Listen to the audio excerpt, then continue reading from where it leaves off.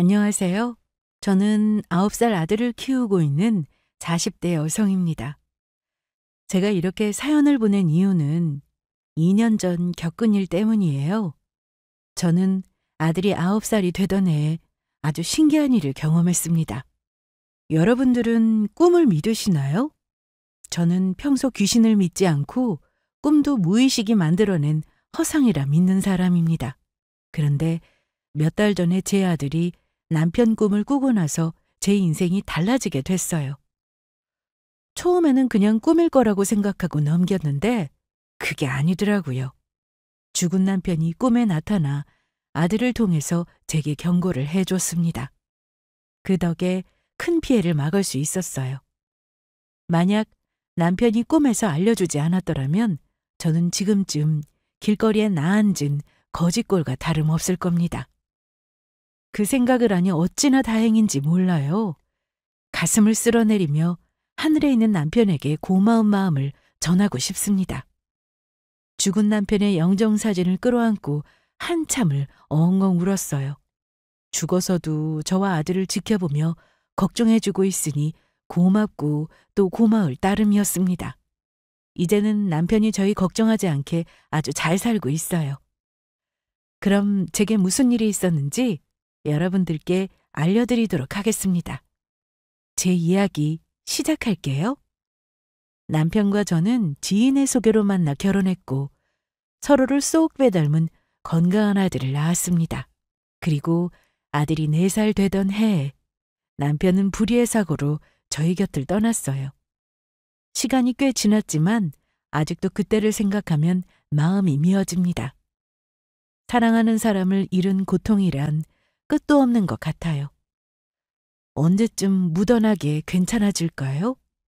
아무리 시간이 흘러도 죽은 남편을 생각하면 변함없이 마음 한쪽이 저려옵니다. 그날은 눈을 뜬 순간부터 모든 게 잊히질 않아요. 사람이 다른 행동을 하면 죽을 때가 됐다고 하잖아요. 그 말이 정말 맞는 말 같습니다. 남편은 평소 안 하던 행동을 했거든요. 아침잠이 많은 사람이라 늦게까지 자고 일어나는 사람인데 웬일로 아침 일찍 일어나서 조깅을 하고 왔더라고요. 그런 남편을 보고 아침 일찍부터 웬일이냐, 해가 서쪽에서 뜨겠다. 사람이 갑자기 달라지면 죽는다더라 라는 농담을 던지면서 웃었어요. 남편도 따라 웃으며 오늘따라 눈이 일찍 떠졌다고 했습니다. 그러면서 이상하게 아침 공기를 맞으며 뛰고 싶었대요. 그래서 모처럼 가족끼리 모여 앉아 아침을 먹었습니다. 평소에는 남편이 잠이 많아서 밥을 따로 먹을 때가 많았거든요. 이날은 토요일이었고 남편은 잠깐 회사에 출근해서 일을 해야 했습니다. 모처럼 아침에 가족끼리 식사하니까 참 좋더라고요. 남편은 이 기분을 이어받아 오랜만에 가족끼리 놀러 가자고 했습니다. 출근해서 얼른 일 마치고 온다며 준비하고 있으라고 했어요. 아들이 좋아하는 수족관으로 놀러 갈 계획이었습니다. 저는 아들을 들쳐안고 남편에게 잘 다녀오라며 인사를 건넸어요. 그리고 남편 역시 저와 아들을 향해 환하게 웃어 보이며 갔다 오겠다고 손을 흔들었습니다. 그게 남편과의 마지막 인사였어요. 대충 남편이 집에 올 시간에 맞춰서 준비를 끝냈습니다. 그리고 남편이 어디쯤 왔나 싶어서 전화를 걸었더니 받질 않더라고요. 그리고 10분쯤 남편에게 전화가 왔는데 낯선 사람의 목소리가 들렸습니다. 누구신데 남편의 핸드폰을 가지고 있냐고 했더니 사고가 났다고 하더군요. 그때부터 무슨 정신으로 어떻게 병원까지 갔는지 기억이 잘 안 나요. 어린아들 챙겨서 부랴부랴 병원으로 향했습니다. 그리고 도착해서 싸늘하게 식어있는 남편을 마주했어요. 여보 일어나봐. 우리 같이 수족관 가기로 했잖아. 왜 여기서 이러고 있어? 얼른 일어나. 아무리 남편을 흔들어 깨워도 묵묵부답이었어요. 감긴 두 눈은 뜰 줄 몰랐고 의사는 남편이 병원에 오기 전에 이미 사망한 상태라고 했습니다. 사망 원인은 심장마비라고 했어요. 남편이 운전하던 중 갑작스럽게 심장마비가 왔고 남편은 어떻게든 차를 멈추려고 핸들을 돌리다가 가드레일을 크게 들이박았답니다. 다행히 그 위급한 순간에도 남편은 인명피해를 막았고 본인 혼자 차 안에서 죽음을 맞이했어요. 주변에 사람 하나 없이 외롭게 홀로 눈을 감았을 남편을 생각하니 눈물이 앞을 가렸습니다. 사람이 평소에 안 하던 짓을 하면 죽는다고 우스갯소리로 한 말이 정말 현실이 된 것 같아서 마음이 아팠어요. 괜히 내 입방정 때문에 남편이 죽은 걸까 스스로를 탓하고 원망했습니다. 아무것도 모르고 장난감을 가지고 놀고 있는 어린아들을 보니 마음이 더욱 아팠어요. 죽음을 알고 이별을 준비하는 것도 힘든데 아무런 준비 없이 갑자기 맞이한 이별은 더 큰 아픔입니다. 남편의 장례를 치르고 집에 돌아왔을 때 그때서야 비로소 실감이 나더군요.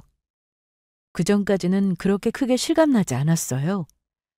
집에 들어온 순간부터 아이와 덩그러니 남겨진 저를 보니 정말 남편이 죽었구나. 더 이상 우리 곁에 없구나 하는 상실감이 너무도 크게 다가왔습니다. 한동안 마음을 다잡지 못하고 흐트러진 삶을 살았어요. 아이를 봐서라도 그러면 안 됐는데 도무지 정신을 차릴 수 없었습니다. 우울증이란 게 정말 무서운 거더라고요. 제 마음이 점점 죽어가는 병입니다. 이러다가는 정말 큰일 나겠구나 이런 생각도 못해요. 그냥 하염없이 스스로를 죽이고 또 죽이거든요. 하다못해 주변 사람들이 저를 걱정하며 말리기 시작했고 집에만 틀어박혀 있는 저를 억지로 꺼냈어요.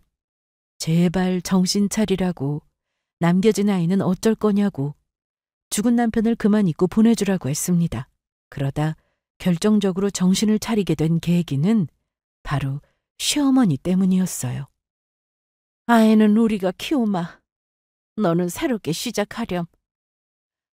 그게 무슨 말씀이세요? 제가 뭘 어떻게 새롭게 시작해요? 그럼 언제까지 이러고 살 거니? 우리야, 네가 손주만 보고 산다고 하면 고맙고 좋지. 하지만 그건 순전히 우리 욕심이고. 너 아직 이렇게 곱고 젊은데 어쩌겠니? 먼저가 나들 생각하면 미안하지만 그래도 너는 새 출발해야지. 아들 딸린 여자 누가 좋아하겠어. 애는 우리가 키울 테니까 너는 좋은 사람 만나서 사랑받고 살아. 아들도 그러기를 바랄 거다. 어머니는 새롭게 새 출발하려면 아이가 없어야 한다고 하셨어요. 아들만 없으면 재혼 자리가 더 많이 들어올 거고 그래야 하루빨리 좋은 사람 만나서 새롭게 시작할 수 있지 않겠냐고 하셨습니다. 손주는 본인들이 얼마든지 키울 수 있으니 걱정하지 말고 좋은 사람 만나라고 하셨어요.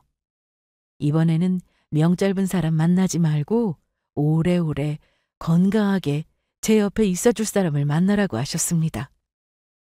그 말을 들으니 그제야 정신이 번쩍 들더라고요. 내가 미쳤었구나. 이렇게나 날 생각해주는 사람들이 있는데, 남편이 남겨준 소중한 우리 아들이 있는데 내가 그걸 놓치고 있었구나 라는 생각이 들었습니다. 남편을 잃고 그간 제대로 울음을 터뜨리지 못했어요. 속에 있는 울분을 다 토해내야 하는데 그러지 못해서 마음의 병이 든 것 같았습니다. 저를 걱정해주는 어머님의 눈빛을 보고 비로소 어린아이처럼 서럽게 울음을 터뜨렸어요. 어머님 품에 안겨서 한참을 울었습니다. 그리고 결심했죠. 이제 그만 남편을 보내주기로요. 그날 이후로 저는 어머님의 말씀처럼 새롭게 다시 태어났습니다. 어떻게 태어났냐고요? 다른 거 다 필요 없고 오로지 제 아들만 생각하기로 했어요. 계속 제가 이 모양으로 살면 하늘에 있는 남편이 많이 슬퍼할 것 같았습니다. 우리의 소중한 아들, 저 혼자서 보란듯이 잘 키워내고 싶었어요. 그때부터 정신 차리고 조금씩 예전의 저로 돌아가려고 노력했습니다. 아직 속은 여기저기 상처투성이지만 애써 그렇지 않은 척 가리면서 밝게 지냈어요. 시간은 걸리겠지만 노력하다 보면 괜찮아질 거라 생각했어요. 상처도 처음에만 아프지 딱지 생기면 어느새 아픔도 무뎌지잖아요. 그렇듯 제 마음도 그럴 거라 생각했습니다. 그렇게 아들만 생각하며 열심히 살았어요. 남편 몫까지 사랑을 듬뿍 주면서 엄마로서 최선을 다했죠. 이걸 다행이라고 해야 할지 모르겠지만 남편이 죽고 나서 제 앞으로 보험금이 꽤 많이 나왔습니다. 그래도 그 덕에 홀로 아들 키우는데 문제는 없을 것 같더라고요. 남편이 남겨준 목숨값은 나중에 아들을 위해 쓸 생각이었어요. 대학 등록금이나 결혼자금으로 보태주고 싶었죠. 은행에 잘 묶어두고 제가 번 돈으로 우리 모자는 나름대로 잘 지냈습니다. 그렇게 5년이 흐르고 저는 한 사람을 만나게 됐어요. 그러지 말고 엄마 소원이야. 제발 한 번만 만나봐, 응? 글쎄 나는 재혼 생각 없다니까 대체 몇 번을 말해. 알았으니까 그냥 한 번만 만나보라니까. 재혼할 마음도 없는데 뭐하러 만나. 엄마 이럴 때마다 나 너무 힘들어. 걱정하는 건 알겠는데 나 지금 충분히 행복해. 그냥 아들하고 나하고 이렇게 둘만 생각하고 살고 싶어. 그럼 나는 너 생각하는 엄마 마음은 모르겠어? 아직 내 새끼는 이렇게 창창한데 젊은 나이에 남편 사랑 못 받고 혼자 애 키우고 사는 꼴 볼 때마다 엄마 마음이 얼마나 미어질지 정말 모르겠어? 너도 자식 키워봐서 알 거 아니야. 엄마는 제가 좋은 사람 만나서 새롭게 다시 시작하기를 바라셨습니다. 그래요. 저도 자식 키우는 엄마니까 엄마의 마음을 충분히 이해해요. 젊은 나이에 남편 없이 자식만 보고 사는 딸이 얼마나 안쓰러우셨겠어요. 하지만 저는 조금도 누군가를 만날 생각이 없었습니다. 남편 말고 다른 남자를 생각해 본 적도 없고 그러고 싶지도 않았어요. 다시 새롭게 시작하는 것도 다 부질없다고 여겼고요. 하지만 엄마는 계속해서 저를 안타깝게 여기셨습니다. 제 옆에 누가 있어야 나중에 마음 편히 눈을 감지 않겠냐고 하면서 제발 남자 좀 만나보라고 설득했어요. 여기저기 괜찮은 재혼 자리를 구해오셨습니다. 나중에는 시어머니까지 합세해서 괜찮은 사람 있으면 얼른 재혼하라고 하셨어요. 저는 계속해서 싫다고 거절했고 엄마는 정말 좋은 사람이라며 재혼을 권하셨습니다. 그렇게 엄마와 실랑이를 하는 시간이 많아졌는데 하루는 엄마가 급히 보자고 하셔서 카페에 갔는데 엄마는 없고 웬 남성이 저를 기다리고 있었어요. 알고 보니 엄마가 선자리를 잡아놓고 제게 거짓말을 하셨더라고요. 사실대로 말하면 제가 안 나갈 게 뻔하니까 그런 식으로 자리를 만드셨습니다. 이런 상황이 너무도 난처했던 저는 사실대로 말하며 죄송하다고 말씀드렸어요. 저는 이런 자리인 줄 몰랐고 누군가를 만날 생각이 없다고 했죠. 그랬더니 남성의 반응이 제 예상과는 달랐습니다. 불쾌해할 줄 알았는데 괜찮다면서 웃더군요. 남성은 오히려 잘 됐다고 했습니다. 사실은 본인도 저와 같은 처지라고 했어요. 본인도 재혼할 마음이 없는데 부모님의 성화에 못 이겨 나왔다고 했죠. 그래서 대충 시간 때우다가 일어날까 고민했는데 그건 상대방에게 예의가 아닌 것 같아서 본인은 재혼할 생각이 없다며 사실대로 말할 생각이었다고 했습니다. 그런데 저도 같은 입장이니 참 잘 됐다고 했어요. 이렇게 만난 것도 인연인데 차 마시며 이야기나 하자고 했습니다. 이런저런 이야기를 해보니 저와 비슷한 구석이 많더라고요. 이 사람도 사별의 아픔이 있는 사람이고 저랑 다른 게 있다면 아이가 없다는 거였습니다. 저랑 비슷한 부분이 있다 보니까 이런저런 이야기를 하다 보니 어느새 편하게 이야기를 하게 됐어요.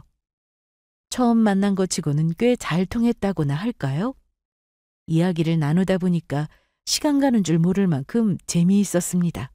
그러나 저는 재혼할 생각이 없었고 상대방도 저와 같은 생각이니까 그냥 재미있는 시간 보냈다고 생각하고 그렇게 마무리 지었습니다. 그런데 그 뒤로 신기한 일이 일어났어요. 이상하게 자꾸만 그 사람과 마주쳤습니다. 처음에는 우연이라고 생각했는데 이런 순간들이 자꾸 생기고 어떻게든 그 사람과 이어지는 것이 운명인가 싶더라고요. 주변에서는 바로 인연이라는 거라고 이번 기회에 그 사람과 한번 잘해보라는 말을 건넸습니다. 그때마다 잘해보기는 뭘 잘해보냐고 그럴 생각 없다고 선을 그었지만 이상하게 그 사람과 자꾸만 얽히면서 나중엔 친해지게 됐어요. 그리고 점차 우리 사이는 더욱 가까워지게 됐고 결국은 서로 호감을 갖고 만나는 사이가 됐습니다. 한 3개월 정도 연애했을까? 그 사람은 제게 재혼에 관한 이야기를 꺼냈어요.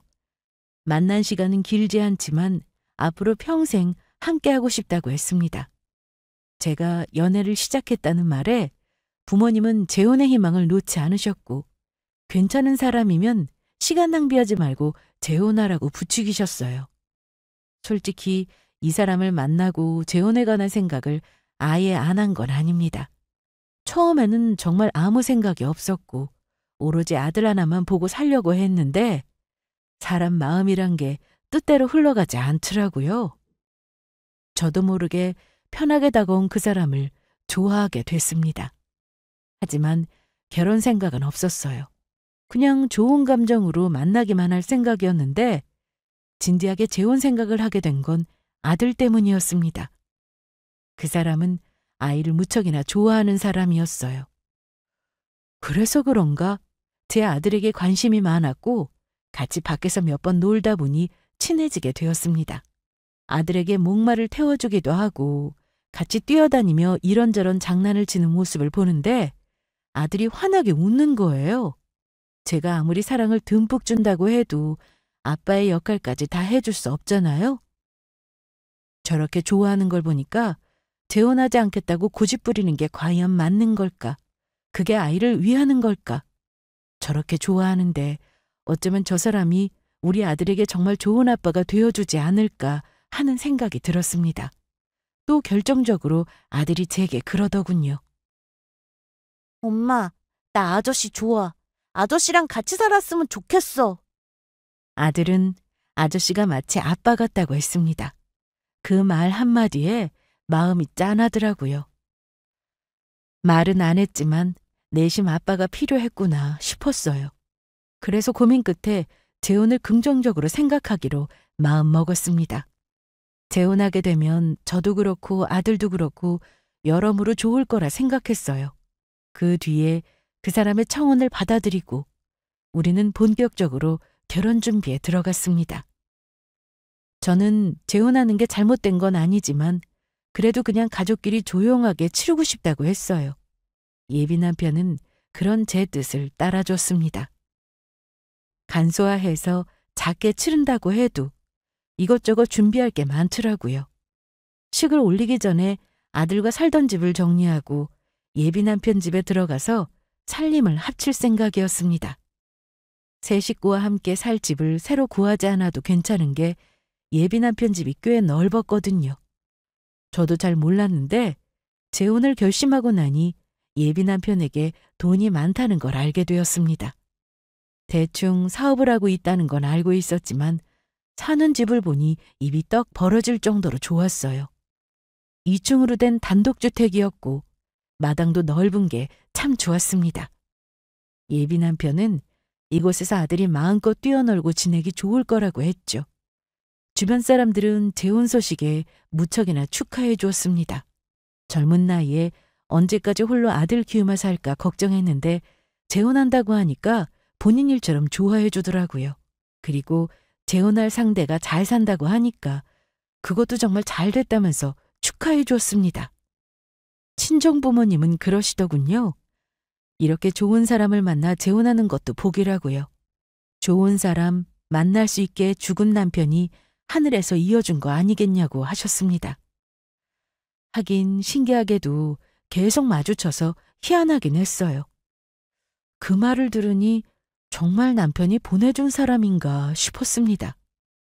본인 대신 저와 아들 곁을 지켜줄 사람을 보내준 걸지도 모른다는 생각이 들었어요.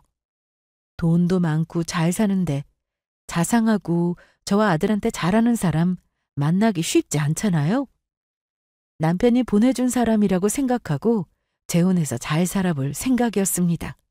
그렇게 차근차근 결혼 준비를 해나가며 앞으로 펼쳐질 우리 세 식구의 희망찬 미래를 그려나갔어요. 그리고 제가 꿈꾼 대로 이렇게 해피엔딩으로 마무리되면 참 좋으련만. 생각지도 못한 일로 그 사람과의 재혼은 산산조각이 나고 말았습니다. 아니, 어찌 보면 잘된 일이죠. 그 사람과 계속 얽혔더라면 저와 우리 아들의 인생은 큰 나락으로 떨어질 뻔했습니다. 이게 어떻게 된 일이냐면 아들의 꿈이 시작이었어요. 어느 날 아들이 자고 일어나서는 제게 아빠 꿈을 꿨다고 했습니다. 그이가 죽고 나서 저와 아들의 꿈에 한 번도 나온 적이 없었어요. 근데 갑자기 아빠 꿈을 꿨다고 하니까 아들이 예비 남편을 보고 죽은 아빠 생각을 많이 했나 보다 싶었습니다. 그런데 아들은 계속해서 죽은 아빠가 꿈에 나왔다고 했어요. 그 다음 날도 또 다음 날도요. 엄마, 꿈에 또 아빠 나왔어. 그래? 우리 아들 요즘 아빠 꿈 많이 꾸네. 아빠가 많이 보고 싶었구나. 주말에 엄마랑 아빠 보러 갈까?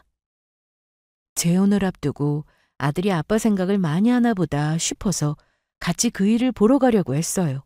안 그래도 재혼하기 전에 죽은 남편 보러 한번 갈까 싶었는데 잘 됐다 싶었죠.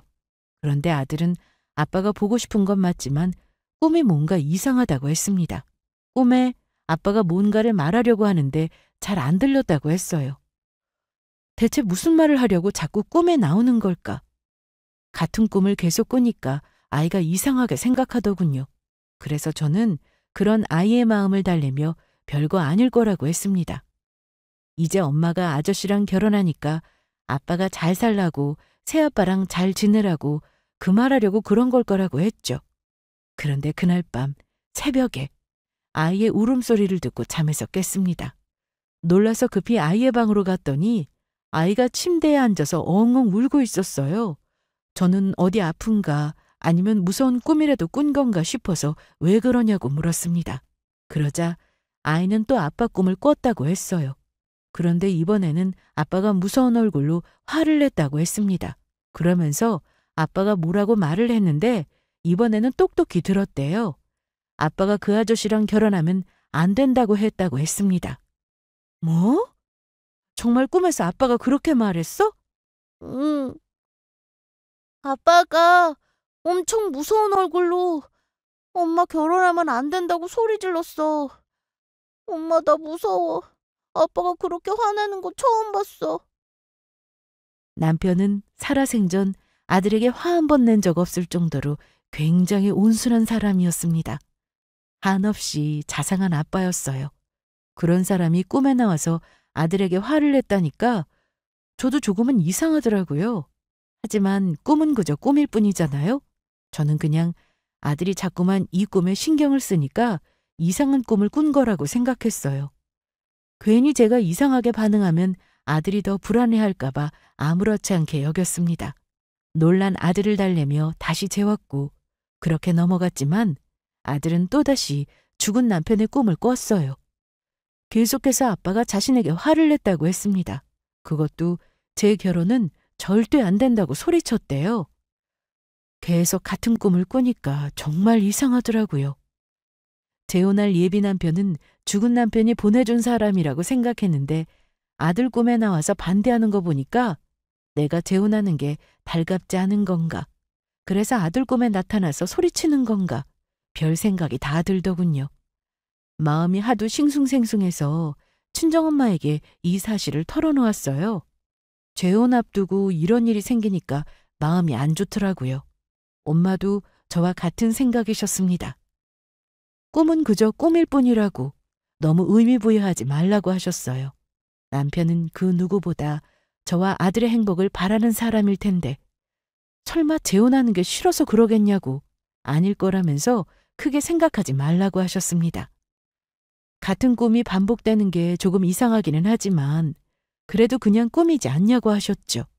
제게 좋은 사람을 보내주었지만 막상 재혼 앞두고 보니까 마음이 서글퍼서 그런가 보다고 절에 가서 대신 남편의 마음을 달래주고 와야겠다고 하셨습니다. 그리고 며칠 후 엄마는 깜짝 놀란 얼굴로 저를 찾아와서는 아무래도 꿈이 심상치 않다는 말을 꺼내셨어요. 엄마는 젊은 시절부터 오랫동안 절을 다니셨고 그곳에 돌아가신 할머니 할아버지를 위해 매년 공양과 정성 가득한 기도를 올리셨죠. 그러다 제 이야기를 듣고 죽은 사이가 안 됐다고 생각하셨는지 기도를 올리러 절에 방문하셨대요. 그리고 어쩌다 보니 그곳에 계신 큰 스님께 저희 아들이 꾼 꿈 이야기를 하셨답니다. 이야기를 들은 스님은 아무래도 뭔가를 알려주려고 경고차 꿈에 나타나는 것 같다고 하셨대요. 그러면서 재혼할 상대가 정말 괜찮은 사람인지 물으셨답니다. 엄마는 당연히 괜찮은 사람이다. 돈도 많고 능력도 있고 거기다 우리 딸하고 손자한테 참 잘한다고 하셨죠.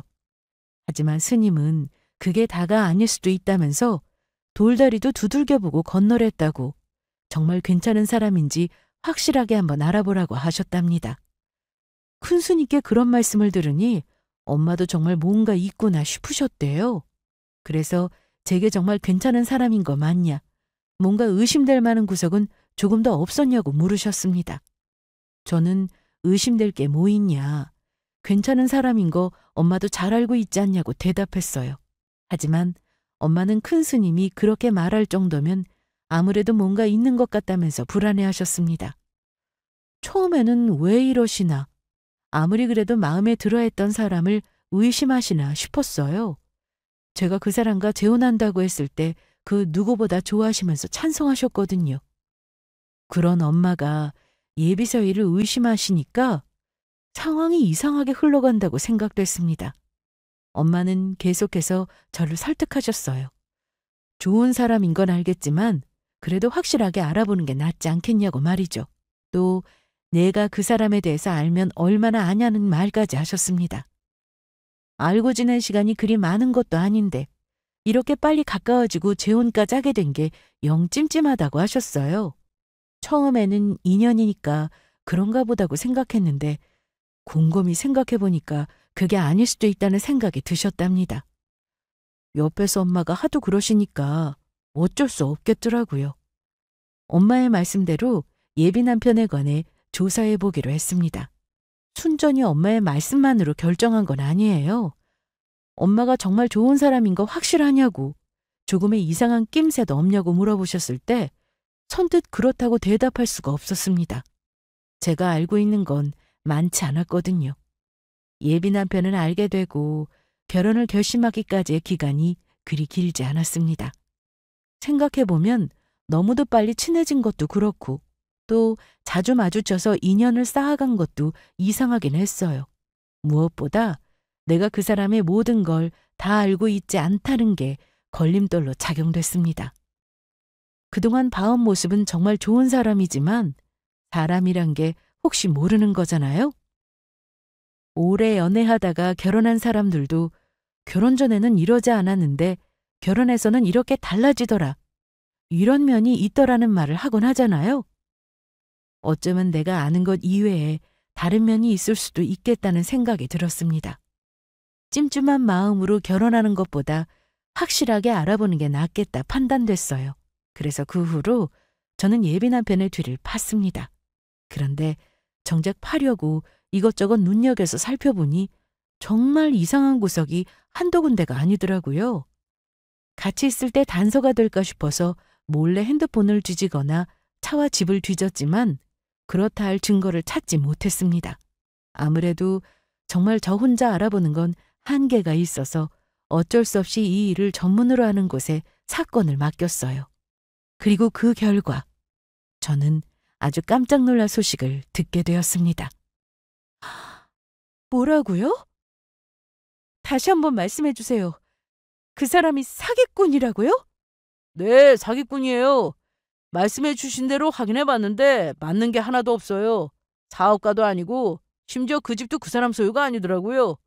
단기로 월세살이 하고 있는 거였어요. 이상해서 더 깊게 봐봤는데 사기 전과도 있어요. 돈 좀 있는 여자들한테 접근해서 돈만 홀랑 빼먹는 것 같아요. 연기도 하도 잘해서 피해자들 모두 감쪽같이 속아 넘어갔다고 하더라고요. 아무래도 이 사람한테 공사당하고 계신 것 같은데. 직원의 말은 충격 그 자체였습니다.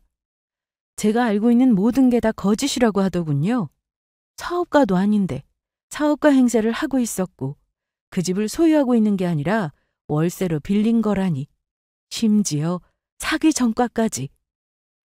내가 아주 제대로 놀아나고 있었구나 싶은 게 정신이 번쩍 들면서 온몸에 소름이 쫙 끼쳤습니다.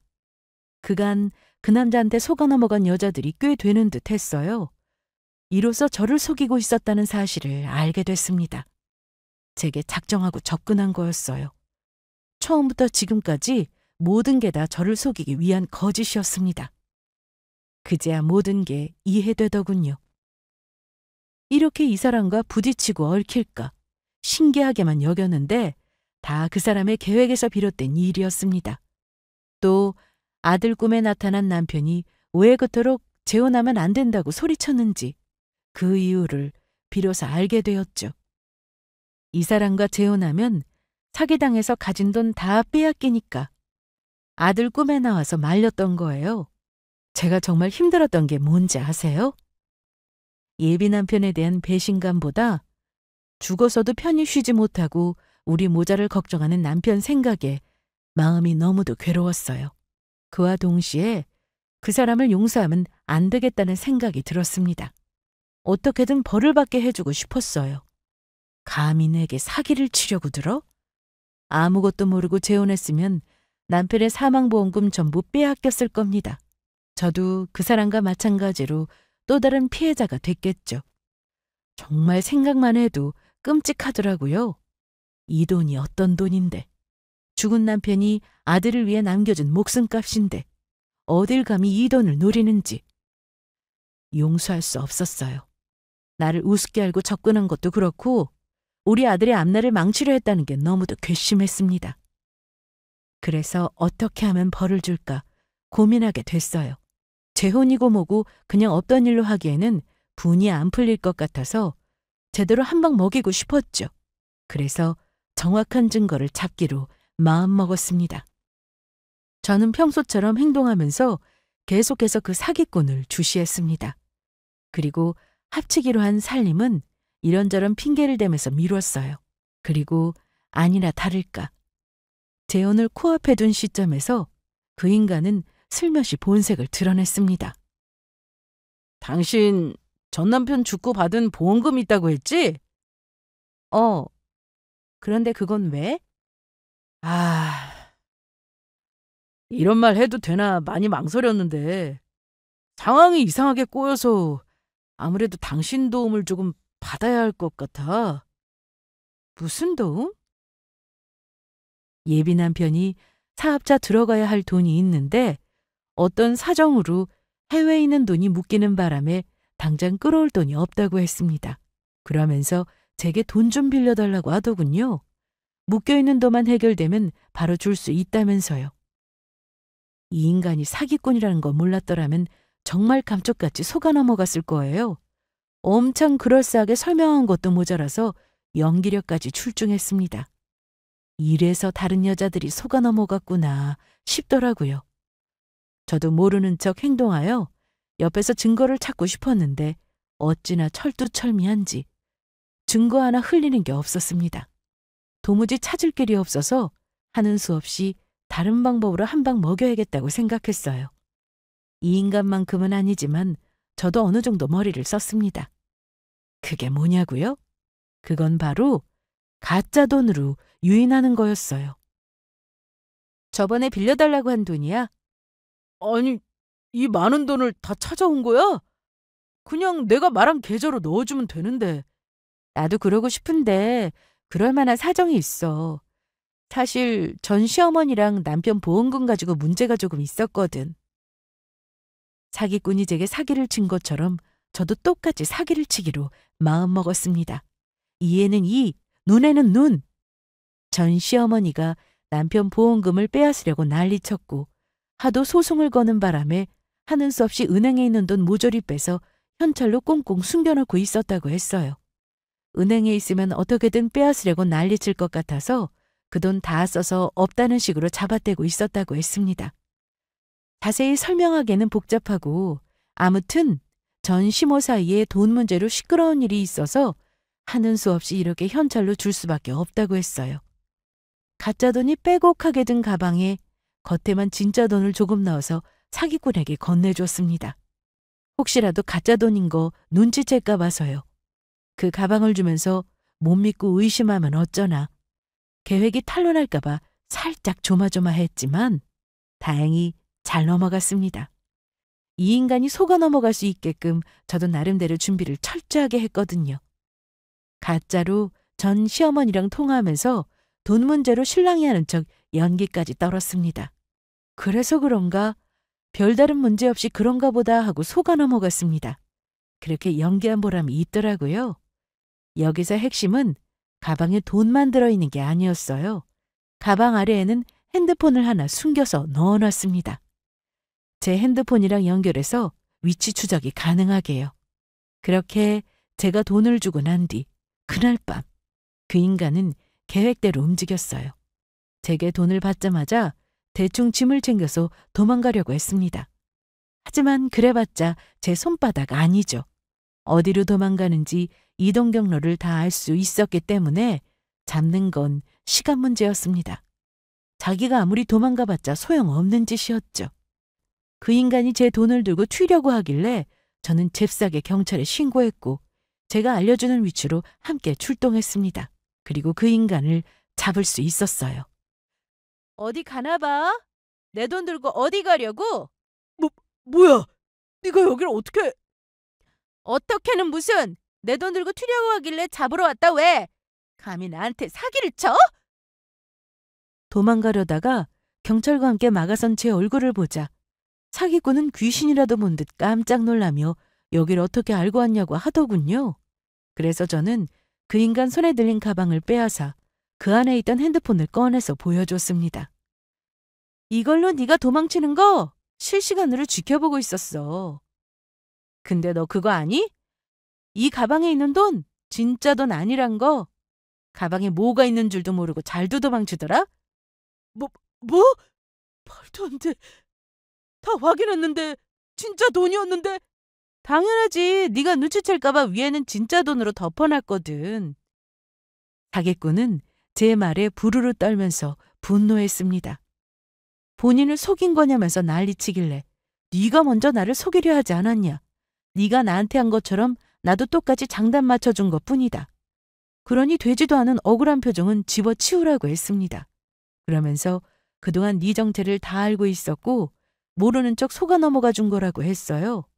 처음에는 네 연기에 깜빡 속아 넘어갔지만 나중에 계획적으로 접근한 사기꾼이라는 걸 알게 됐고 이별의 아픔이 있는 여자들을 속여 많은 피해자를 만들었다는 사실에 분노했다고 했습니다. 그래서 똑같이 뒤통수 칠 마음을 먹었다고 했어요. 원래 계획은 사기치는 증거를 잡아서 경찰에 넘기는 거였는데 아무리 뒤져도 마땅한 증거가 안 나와서 답답해하고 있었다고 했습니다. 그러던 중 고맙게도 네가 돈 이야기를 먼저 꺼내줘서 옳다구나. 덕분에 일이 순조롭게 풀렸다고 했죠. 심지어 재혼 전에 이렇게 마무리 지을 수 있게 해줘서 고맙기까지 하다고 했습니다. 그러자 참 웃기더군요. 방귀 낀 놈이 성낸다고. 자기가 저한테 한 짓은 생각 안 하고 되려 본인을 속였다면서 화를 냈습니다. 그러면서 언제부터 알고 있었냐고. 아니 대체 어떻게 한 거냐고. 그간 사기치면서 이렇게 빨리 걸린 적은 없었다면서 궁금해하길래 사실대로 말해줬습니다. 죽은 남편이 다 알려줬다고 말이죠. 그랬더니 지금 본인 가지고 장난하냐면서 화를 냈어요. 장난 아닌데? 정말 죽은 남편이 알려줬어. 꿈에 나와서 너랑 절대로 재혼하면 안 된다고 화를 냈거든. 뭔가 심상치 않다 싶어서 알아봤더니 다 거짓이더라. 사업가도 아니고 그 집도 네 게 아니었어. 감히 날 속여? 이렇게 뒤통수 맞으니까 분해 죽겠지? 근데 그거 알아? 네가 사기친 피해자들은 이것보다 더한 분노를 느꼈을 거야. 나도 마찬가지고. 그러니까 혹여라도 억울해할 생각하지 마. 이번에는 감옥에 꽤 오래 있을 테니까. 그러니까 이곳에서 너로 인해 상처받은 사람들에게 사죄하면서 지내. 사기꾼은 아무래도 동종전과가 있다 보니까 가중처벌될 확률이 높았습니다. 형사님 말로는 이번에는 꽤 오래 들어가 있을 거라고 했어요. 그렇게 사기꾼은 죄의 심판을 받게 됐고 저는 남편의 목숨값을 지킬 수 있었습니다. 이 일을 알게 된 친정엄마는 다리에 힘이 풀리셨는지 자리에 털썩 주저앉으면서 손으로 가슴을 쓸어내리셨어요. 큰 스님의 말을 듣기 잘했다면서 큰일 날 뻔했다고 정말 다행이라고 하셨습니다. 그러면서 이게 다 하늘에 있는 김서방이 도와준 거라고 눈물을 흘리셨어요. 맞아요. 이건 다 죽은 남편이 도와준 겁니다. 아들의 꿈에 나와서 이런 일이 생길 거라는 걸 경고해 준 덕에 피해를 막을 수 있었어요. 남편이 도와주지 않았더라면 저는 별다른 의심을 못했을 거고 남편의 보험금을 바보같이 빼앗겼을지도 모릅니다. 그 생각을 하면 아직도 간담이 서늘해요. 주변 사람들은 위험한 일을 잘 피해갔다고 정말 다행이라며 위로를 건넸습니다. 그러면서 한편으로는 나중에 그 인간이 출소해서 보복하면 어떡하냐고 걱정하더군요. 물론 저도 그 생각은 아예 안 한 건 아니에요. 요즘 세상이 흉흉하잖아요. 저한테 앙심을 품고 복수하면 어쩌나. 괜히 나 때문에 우리 아들까지 위험해질까 봐 걱정되기도 했습니다. 하지만 조금도 후회하지 않아요. 이런 일이 발생하도록 두고 보고 있지 않을 겁니다. 자식을 위해서라면 엄마는 뭐든지 다 할 수 있어요. 결코 가만히 있지 않을 겁니다. 저와 아들을 지키기 위해 노력할 거고 앞으로 정신 똑바로 차리고 살 거예요. 다행히 형사님도 저희 모자를 잘 살펴봐 주시기로 하셨습니다. 알고 보니 형사님이 그 사기꾼을 여러 번 잡아 넣으셨더라고요. 그러면서 하시는 말씀이 사기는 쳐도 절대 누구 해코지하거나 사람 죽일 놈은 아니라고 하셨어요. 그래도 혹시 모르니까 출소하는 날 맞춰서 동태를 잘 살펴보겠다고 약속까지 해주셨습니다. 그러면서 무서울 법도 한데 당당하게 맞서고 한 방 먹이기까지 해서 참 대단하다는 말을 건넸어요. 그리고 이 사람은 지금 제 남편이 되었죠. 사기꾼을 만나 안 좋은 일을 겪을 뻔한 뒤로 재혼 이야기는 쏙 들어갔습니다. 더 이상 그 누구도 제게 재혼이란 소리를 하지 못했어요. 오죽하면 친정엄마는 본인 때문에 이렇게 된 거라면서 자책하곤 하셨죠. 본인이 재혼하라고 부추기지 않았더라면 사기꾼인 줄도 모르고 선자리를 만들어서 이어준 바람에 큰일을 치를 뻔하지 않았냐고 속상해 하셨습니다. 본인 때문에 앞으로 그 인간을 피해서 살아야 할 텐데 이걸 어쩌면 좋겠냐고 하셨죠. 저는 엄마의 잘못이 아니라 그 인간의 잘못이라고 했어요. 처음부터 작정하고 속이려 든 건데 엄마가 어떻게 알았겠냐면서 엄마의 잘못이 아니라고 위로했습니다. 앞으로 정신 똑바로 차리고 살 거고 만일 나중에 위험한 일이 생기게 되면 그때처럼 죽은 남편이 또 도와주지 않겠냐고 했죠. 그날 후로 정말 아들만 생각하면서 살았고 제 인생에 더 이상 남자는 없다고 여겼어요. 그런데 정작 인연은 따로 있더라고요. 제가 당차게 사기꾼을 잡았을 때 담당 형사였던 지금의 남편이 제게 첫눈에 반했대요. 그날 이후부터 자꾸만 제가 아른거리고 걱정됐다고 했습니다. 아무리 당찬 사람이라고 해도 결국은 여자고 누군가 보호를 해주면 좋을 텐데 라고 생각을 했대요. 그래서 관심을 갖고 저희 집 주변을 자주 살펴보거나 스스로 순찰을 하면서 지켜줬다고 했습니다. 또 가끔씩 제게 안부 연락도 하고요. 처음에는 피해자를 살뜰히 챙기는 경찰도 있구나 그냥 그렇게 생각했는데 나중에는 단순히 경찰로서의 일을 하는 게 아니라 진심으로 나를 걱정하고 있다는 걸 알게 됐어요. 물론 이 과정에서 순탄치 않은 일도 여럿 있었습니다. 한번 재혼의 아픔을 크게 겪은 터라 남편의 마음을 받아주기까지 오랜 시간이 걸렸어요. 많이 밀어내기도 했고 더 이상 찾아오지 말라며 남편에게 모질게 대하기도 했습니다. 그러나 결국 이어질 운명은 이어지더라고요. 남편의 진심에 감동했고 다시금 용기를 냈어요. 그렇게 우리는 재혼했고 지금은 새 식구 행복하게 지내고 있습니다. 또 남편이 경찰이다 보니까 여러모로 든든한 구석이 많아요. 든든한 남편은 저와 우리 아들을 잘 지켜주고 있습니다. 일 때문에 바빠서 집에 못 들어오는 날도 많지만 그래도 정말 좋은 사람이에요. 죽은 남편처럼 자성하고 다정다감한 사람입니다. 좋은 남편, 좋은 아빠로서 우리 가정을 지켜주고 있어요. 제가 이 사람과 재혼할 때 죽은 남편이 꿈에 나왔어요. 아들 꿈에만 나오고 제 꿈에는 한 번도 안 나와서 은근히 서운했는데 재혼하니까 나오더군요. 별다른 말은 없었고 그저 저를 보며 환하게 미소를 지어줬습니다. 가끔 그때의 일을 떠오르며 죽은 남편을 생각하곤 해요. 이 사연을 통해 하늘에 있는 남편에게 전하고 싶은 말이 있어요. 나는 아들하고 잘 살고 있으니 더 이상 우리 걱정하지 말고 편하게 쉬라는 말을 하고 싶습니다. 아들은 내가 잘 키울 테니 못다한 삶 거기서 편하게 누리라고요. 그리고 여러분께 처음에 했던 질문을 다시 건네겠습니다. 여러분은 꿈과 귀신을 믿으시나요?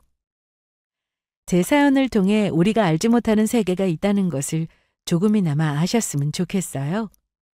사랑하는 사람의 죽음은 어찌 보면 이별이 아닌 또 다른 시작이 될 수도 있어요.